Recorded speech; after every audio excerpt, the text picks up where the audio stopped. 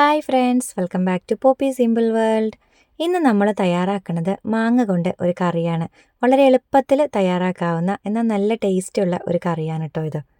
അതിനായിട്ട് ഞാനൊരു മാങ്ങ എടുത്തിട്ടുണ്ട്. അത് തൊലിയൊക്കെ കളഞ്ഞ് ഇതുപോലെ കഷ്ണങ്ങളാക്കി എടുക്കാം കേട്ടോ.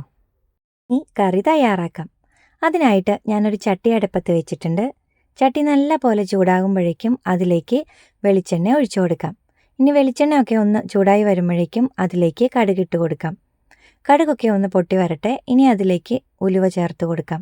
നമ്മളുണ്ടല്ലോ ഈ ഒരു കറിയിലേക്ക് കുറച്ച് അധികം ഉലുവ ചേർത്ത് കൊടുക്കുന്നുണ്ട് കേട്ടോ. ഇനി ഇതിലേക്ക് 2 വറ്റൽമുളക് ഇതുപോലെ കട്ട് ചെയ്തതും 2-3 പച്ചമുളക് ഇങ്ങനെ കട്ട് ചെയ്തതും കൂടി ഇട്ട് കൊടുക്കാം. ഇനി ഉണ്ടല്ലോ ഞാനൊരു വലിയ കഷ്ണം ഇഞ്ചി ഇതിലേക്ക് ചേർത്ത് കൊടുക്കുന്നുണ്ട്. അതൊന്ന് ചതച്ചിട്ടാണ് കേട്ടോ ഞാൻ ഇട്ട് കൊടുത്തിട്ടുള്ളത്. അപ്പോൾ അതിൻ്റെ ഫ്ലേവർ പെട്ടെന്ന് ഇതിലേക്ക് ഇറങ്ങിക്കോളും. ഇനി ഇതിലേക്ക് ആവശ്യത്തിന് വേപ്പില കൂടി ചേർത്ത് കൊടുക്കാം. എന്നിട്ട് ഇതെല്ലാം കൂടി നല്ല പോലെ ഒന്ന് ഇളക്കി കൊടുക്കാം.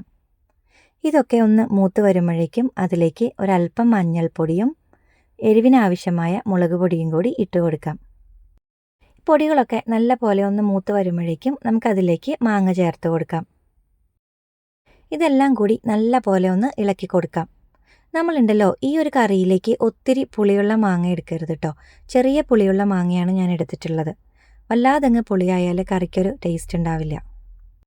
ഇനി ഇതിലേക്ക് ആവശ്യത്തിന് ഉപ്പ് കൂടി ഇട്ട് എല്ലാം കൂടി നല്ല പോലെ ഒന്ന് മിക്സ് ചെയ്ത് കൊടുക്കാം. ഈ മാങ്ങയിലേക്ക് എരിവും ഉപ്പും വെളിച്ചെണ്ണയും ഒക്കെ നല്ല പോലെ ഒന്ന് പിടിച്ചു വരട്ടെ. എന്നിട്ട് ഇതിലേക്ക് ഈ ഒരു മാങ്ങയൊക്കെ മുങ്ങിക്കിടക്കാൻ പാകത്തിന് വെള്ളം ഒഴിച്ചു കൊടുക്കാം കേട്ടോ. ഈ ഒരളവിലാണ് കേട്ടോ ഞാൻ വെള്ളം ഒഴിച്ചു കൊടുത്തിട്ടുള്ളത്.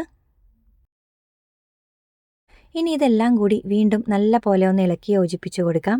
എന്നിട്ട് അടച്ചു വെച്ച് വേവിച്ചെടുക്കാം. ഒരു 2-3 മിനിറ്റൊക്കെ ഹൈ ഫ്ലെയിമിൽ അടച്ചു വെക്കുമ്പോഴേക്കും ഈ ഒരു മാങ്ങയൊക്കെ നല്ല പോലെ വെന്ത് കിട്ടും കേട്ടോ. ഇതുണ്ടോ, മാങ്ങയൊക്കെ ഇപ്പോൾ നല്ല പോലെ വെന്ത് കിട്ടിയിട്ടുണ്ട്. ഇനി നമുക്ക് ഈ കയ്യിൽ കൊണ്ട് ഈ മാങ്ങയൊക്കെ വീണ്ടും ഒന്നുകൂടി ഉടച്ചു കൊടുക്കാം കേട്ടോ. മാങ്ങയൊക്കെ ഇപ്പോൾ പാകത്തിന് ഉടഞ്ഞു കിട്ടിയിട്ടുണ്ട്. നമുക്കിനി ഇതിലേക്ക് ഒരല്പം പച്ച വെളിച്ചെണ്ണ കൂടി തൂക്കി കൊടുക്കാം.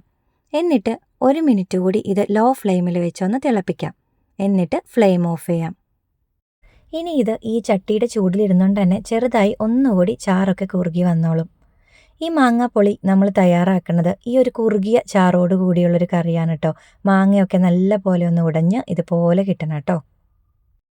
അങ്ങനെ മാങ്ങാപ്പൊളി തയ്യാറായിട്ടുണ്ട്. അപ്പോൾ എല്ലാവർക്കും ഈ വീഡിയോ ഇഷ്ടമായിട്ടുണ്ടെന്ന് വിചാരിക്കുന്നു. വീഡിയോ ഇഷ്ടമായാൽ മാങ്ങ കിട്ടുമ്പോൾ ഇതുപോലെ ഒന്ന് തയ്യാറാക്കി നോക്കണേ. മാത്രമല്ല ലൈക്ക് ചെയ്യുക, കമൻറ്റ് ചെയ്യുക, സപ്പോർട്ട് ചെയ്യുക. Thanks for watching.